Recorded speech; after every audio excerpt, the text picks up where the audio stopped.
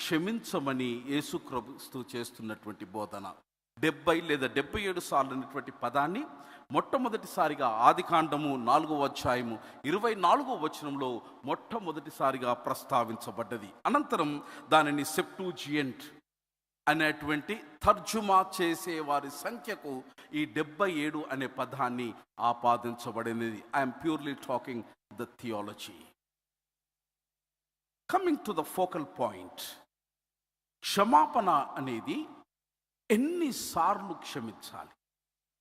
This is a major question that keeps on haunting every one of us.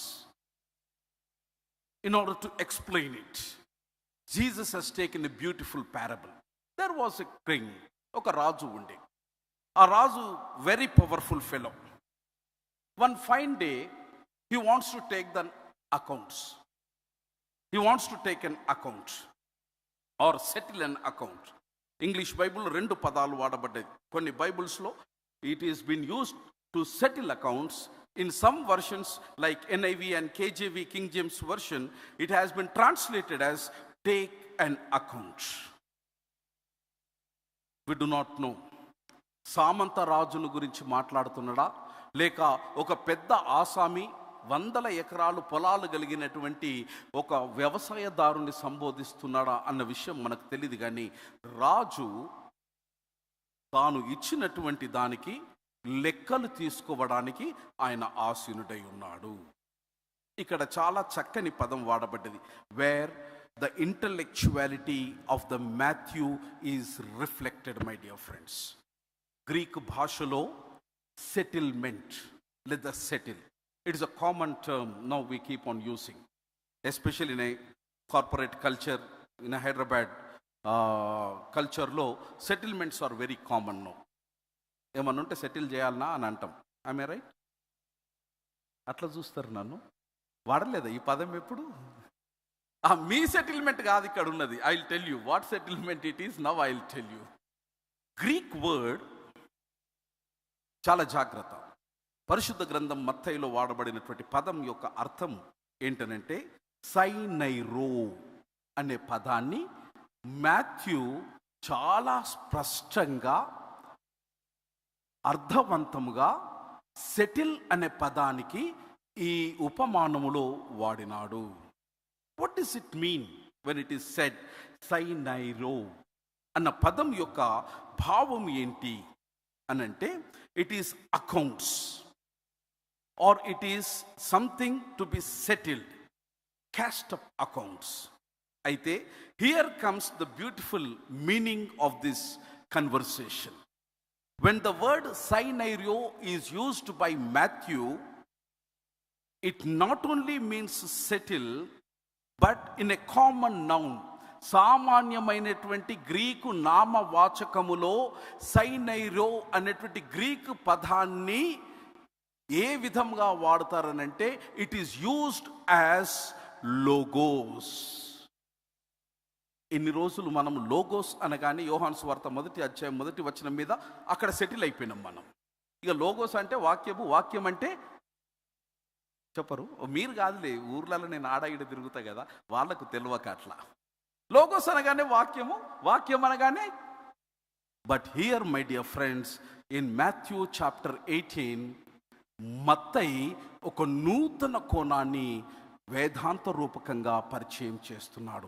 When you say it is logos, it not only it is the word of God, it is something that needs to be settle. Settlement రావాలి, settlement కావాలి. Something which is disputed. రాజుకు, పరివారానికి, దైవానికి, సమాజానికి మధ్యలో ఉన్నటువంటి అగాధాన్ని తీసివేసి ఇరువురు పరస్పరం ఎదురు బదురు కూర్చొని మనసు విప్పుకొని మాట్లాడుకొని మధ్యలో ఉన్నటువంటి ప్రతిదాన్ని తీసివేయబడాలి. That is logos, that is సైనైరో, దట్ ఈస్ ద సెటిల్మెంట్. ప్రత్యేకంగా ఇది ఒక్క దగ్గరనే ఈ లోగోస్ అనేటువంటి భావం ఇచ్చే సైనైరో అనే పదాన్ని మత్తయి సువార్తలో మాథ్యూ గారు ఉటంకించడం దాని ప్రత్యేకతకు సూచన. ఈ సైనైరో అనేటువంటి ప్రత్యేక యూసేజ్లో ఇంగ్లీష్లో దీన్ని ఏమన్నారంటే ఇట్ ఈస్ కంప్యూటేషన్, అనగా చిల్లి గవ్వతో సహా, అన్నా పైసతో సహా చుకానే కా హై, సుక్తా సుక్తా చుకానే కా high.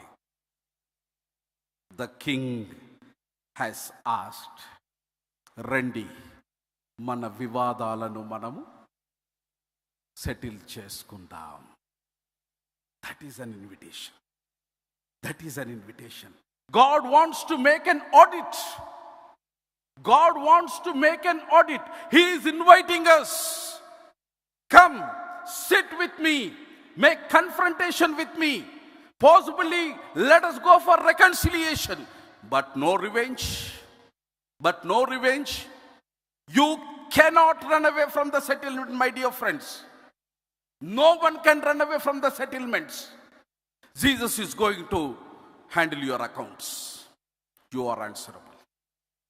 You are answerable for every single penny, for every day of your life, for every word that you have uttered from your mouth, for every act.